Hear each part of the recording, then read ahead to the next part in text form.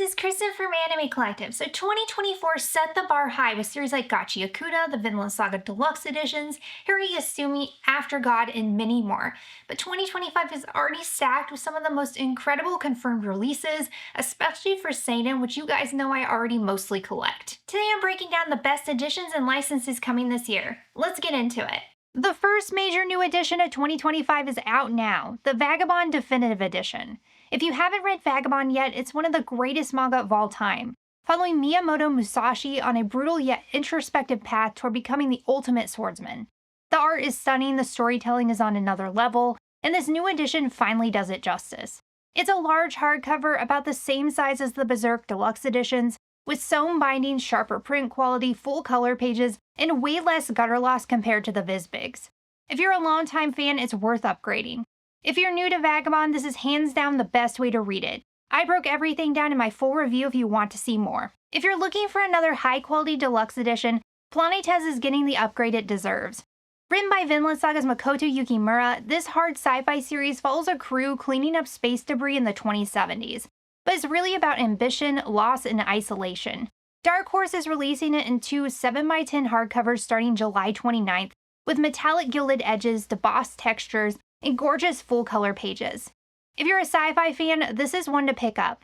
I'll review it when it drops, but I've covered the older editions on the channel too. Another one I can't believe is finally happening, Mushishi is coming back in print with new collector's editions from Kodansha. No more hunting down the $1,000 plus Del Rey volumes. This beautiful 2-in-1 hardcover set includes an all-new translation, fresh lettering, and color pages never released in the US. There will be 5 volumes in total, with the first dropping November 4th.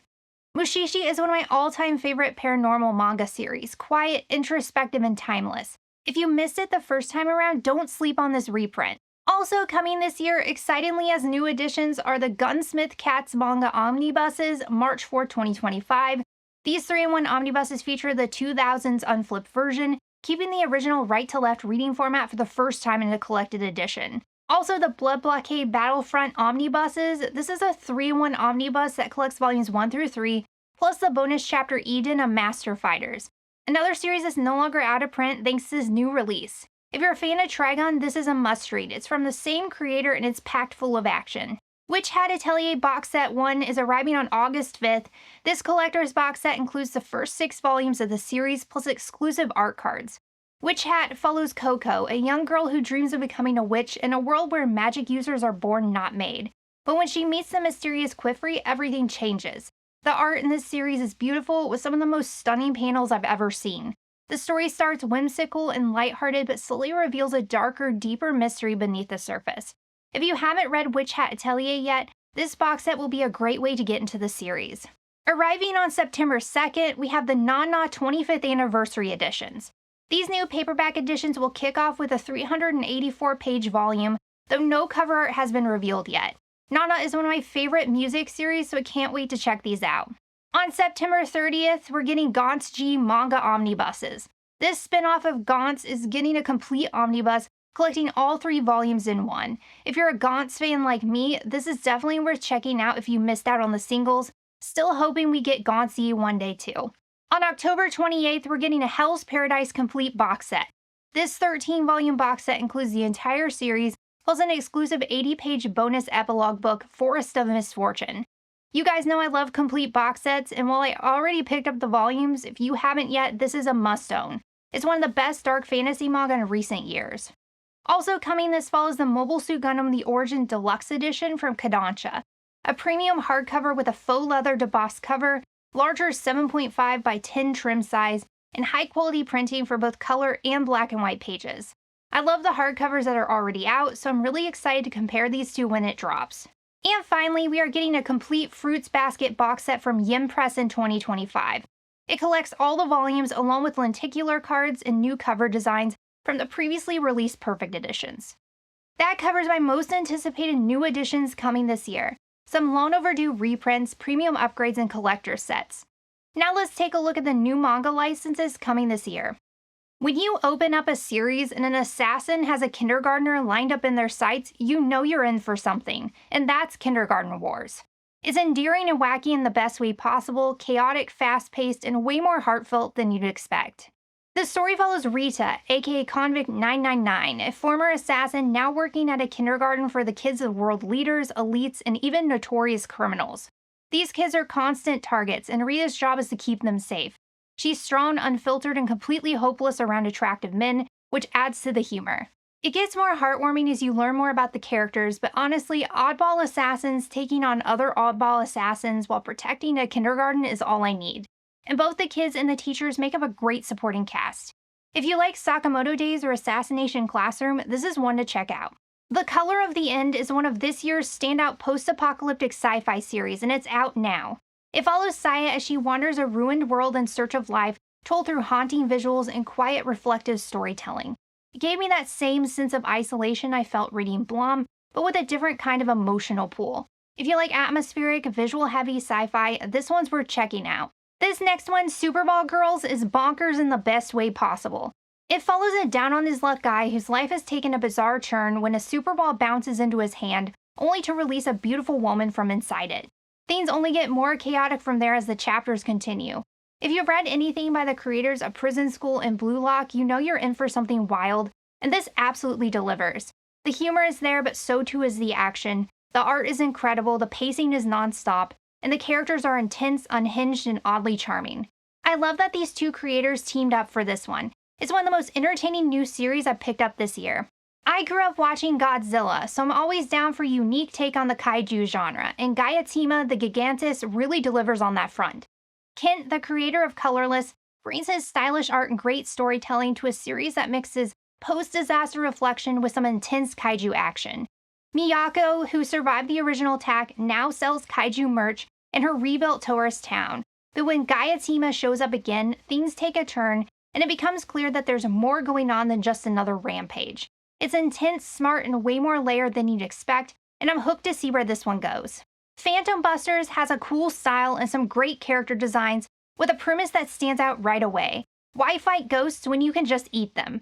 It follows Eugene, a top student who doesn't even believe in ghosts, and Mogari, an unorthodox exorcist who swallows spirits whole. Together with their classmates, they form a school exorcist club, kicking off a high school life that's anything but normal. It has a similar vibe to something like Scat Dance with its school club dynamic, offbeat humor, and quirky cast.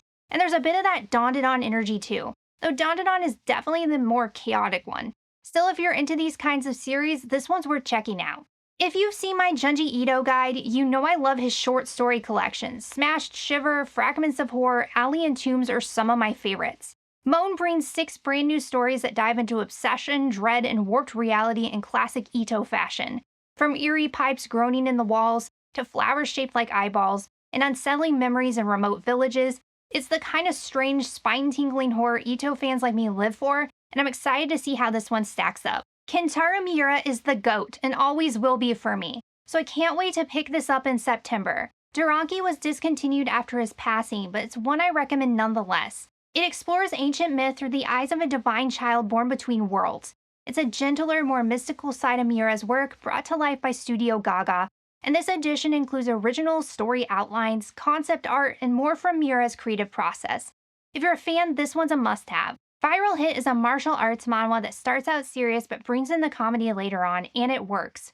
It follows a scrawny kid who starts a YouTube channel where he learns how to fight and take down bullies to help pay for his mom's hospital bills. It gives that same underdog energy you get from Holy Land or The Breaker, and you really root for him. If you like stories with heart, grit, and satisfying fights, this one's a must-read. Up next, we have Ichi the Killer, a brutal deep dive into the darkest parts of the human psyche. Ultra-violent, unhinged, and unforgettable. From the creator of Homunculus, it follows Ichi, a broken man who turns into a deadly weapon when pushed too far, and Kakihara, a sadistic Yakuza boss who's chasing pain. When these two collide, it's pure chaos. This is the manga that inspired Takashi Miike's cult film, and it's finally getting omnibus releases from 7 Seas starting July 29th. We are also getting a new series from one of my favorite creators, Tsutomu Nihei, titled Tower Dungeon. I love Nihei's entire body of work, but Blom has always been my favorite. And the way this one is shaping up, it could end up being a close second. It follows a farm boy named Yuva as he journeys with a group of knights through the treacherous levels of a towering dungeon to rescue a princess, facing undead horrors and dark sorcerers along the way. Nihei's signature atmosphere, surreal architecture, and immense sense of scale are all here. Paired with great world building and expressive characters, it's dark, immersive, and exactly what I hope for. The Bugle Call Song of War is one of the best new shonen I've read in years. It's a military fantasy with intense battles, smart strategy, and a truly unique power system. Set in a world where ancient towers called spires hold deadly secrets, nations are at war to control them. Luca, a bugler turned reluctant soldier, wants nothing more than to play music, but his rare ability to see sound marks him as a branch hexed, pulling him deeper into the conflict. After being left for dead, he's saved by a mysterious figure assembling a team of gifted misfits to take on the empires. It's emotional, bold, and full of heart. If you like Record of Hyzerk War or Centuria, this is absolutely one to watch, but the Bugle Call already feels like it's in a league of its own. Isaac is also finally coming to print in 2-in-1 omnibuses from Vertical on June 10th, and I couldn't be more excited. Set during the 30 Years' War, it follows a Japanese warrior with a matchlock rifle on a quest for vengeance, hunting the man who killed his master. The historical setting is gritty and well realized, with stunning art by Double S, also known for Until Death Do Us Part. If you're into series like Vinland Saga or Berserk, with protagonists in search of revenge, great character work, and strong world building, Isaac is one you shouldn't miss. This next one's out July 15th, so here's a bit of an early look. Brain Damage is a new short story collection by Shintaro Kago, the creator of Dementia 21. Kago is truly one of a kind, and this collection is no exception. You get everything you'd expect from his work, strange, surreal, and beautifully horrific storytelling that's totally unlike anything else out there. There's a story about 4 identical girls trapped in a bizarre building, another where a caretaker has to pamper zombies or risk chaos, one involving a wildly inappropriate old man tied to a string of disappearances, and another with bodies found in spotless cars that turns into something way darker. There's body horror, dark humor, psychological tension, and raw absurdity, all filtered through Kago's completely unhinged but brilliant lens. It also comes in a beautiful hardcover edition from Fantagraphics. One of my most anticipated releases of 2025 is Bastard, and it's finally out now in English from 7 Seas. This psychological thriller follows a boy forced to live with the horrifying secret that his kind, well-respected father is actually a serial killer. What makes Bastard so intense is how real and terrifying that premise feels. No monsters, no fantasy, just constant tension as he tries to survive under his father's roof. It's a fast-paced, chilling story with interesting twists and great character development. If you're into dark psychological thrillers that keep you on edge from start to finish, this is one to keep on your radar. I'm always looking forward to new Inio Asano manga, and this year we got one with Mujina Into the Deep. It's set in a near future where human rights are literally bought and sold. If you don't have rights, you're a Mujina, living outside the law with no protection. The story follows a young assassin with a katana, slicing her way through the city of Tsukumo and the dangerous people she meets along the way. Asano really steps into new territory with this one. It's much heavier on the action, mixing brutal, bloody combat with deeper themes of survival, belonging, and chosen family. His art keeps reaching new heights too. The panels are incredibly dynamic and detailed, some of his best yet. This is his most action-forward series to date, and I'm so excited to finally have it in hand. Alright, now we're getting into my top 3 most anticipated releases, and first up is Dragonhead. I mentioned this one in my best horror manga video, and I'm so excited it's finally getting a proper re-release. Originally put out by Tokyo Pop, it's been out of print for years, but Vertical is giving it the updated translation and edition it deserves. Dragonhead begins with a train crash that traps 3 students in a pitch-black tunnel. But it's not just the physical danger, it's the isolation, the silence, and the psychological unraveling that makes this story so powerful. It's a slow descent into fear, paranoia, and desperation, with claustrophobic, gritty art that pulls you right into that darkness. This is one of my favorite endings in horror manga, and a must-read for fans of psychological horror. I've waited a long time to add this one to my collection. Don't miss it. Shinichi Sakamoto is a creator who never ceases to amaze me. Whether it's Innocent Rouge, or The Climber, his work is on another level. The Climber follows Mori, a quiet, introverted student who discovers his passion for climbing after a dare leads him to scale his school building with no harness and no hesitation. But that reckless moment sparks something deeper within him, pushing him toward greatness. It's not just about the sport, it's deeply psychological. Mori's real battle is internal, and this is where this series shines. It's introspective, emotional, and the later chapters rely entirely almost on Sakamoto's breathtaking art. Some of the best paneling I've ever seen. If you've ever connected with manga like Holy Land, Real, or Vagabond, The Climber is absolutely one you need to read.